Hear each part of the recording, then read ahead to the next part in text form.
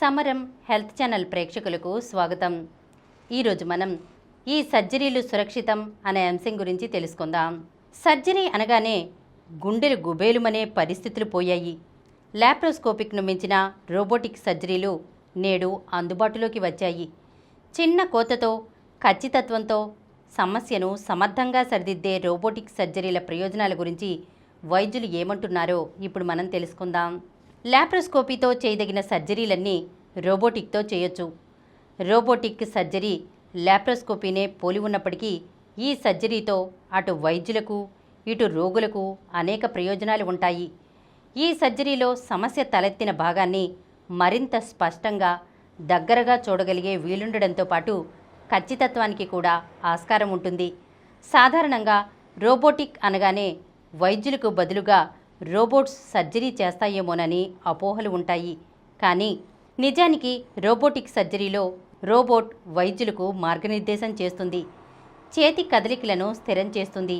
కాబట్టి పొరపాట్లకు ఏమాత్రం ఆస్కారం ఉండదు.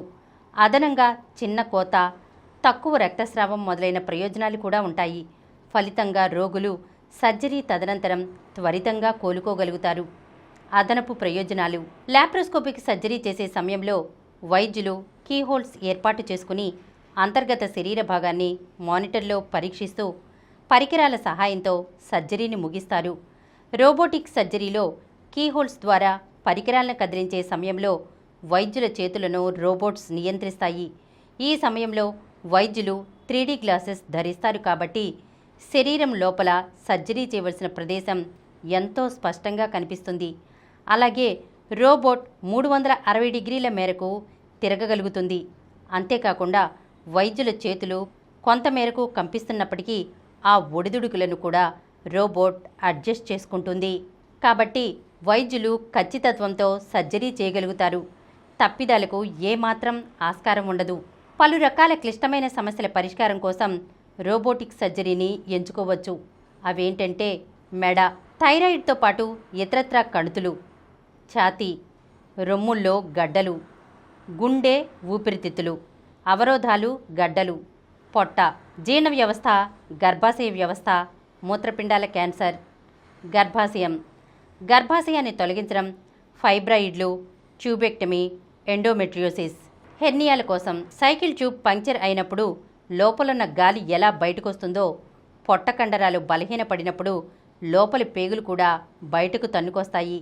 పొట్టలోని గోడలు బలహీనంగా ఉండడం వల్ల, వయసు మళ్లడం వల్ల, స్థూలకాయంతో కండరాలు బిగుతును కోల్పోవడం వల్ల, కొల్లాజెన్ సమస్య వల్ల, ఇలా పలు రకాల కారణాల వల్ల హెర్నియా తలెత్తుతూ ఉంటుంది.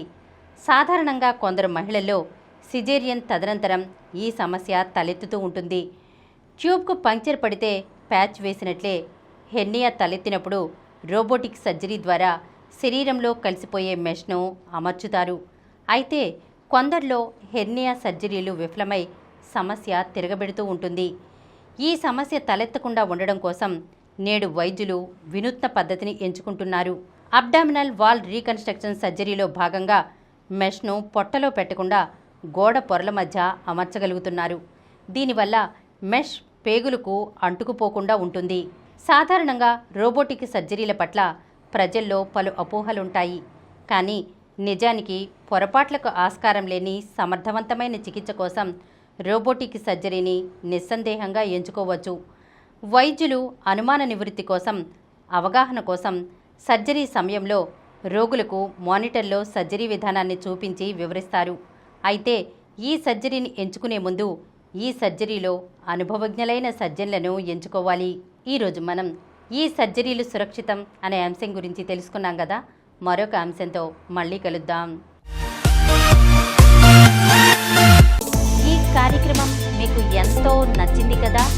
ఇటువంటి మరిన్ని వీడియోల కోసం అనతి కాలంలోనే 21 కోట్ల వ్యూస్ సాధించిన సమరం ఛానల్ సమర్పించు సమరం హెల్త్ ఛానల్కు సబ్స్క్రైబ్ చేయండి, లైక్ చేయండి, మీ ఫ్రెండ్స్కి షేర్ చేయండి. అలాగే ప్రక్కనున్న గంట సింబల్ని ప్రెస్ చేయడం మర్చిపోకండి.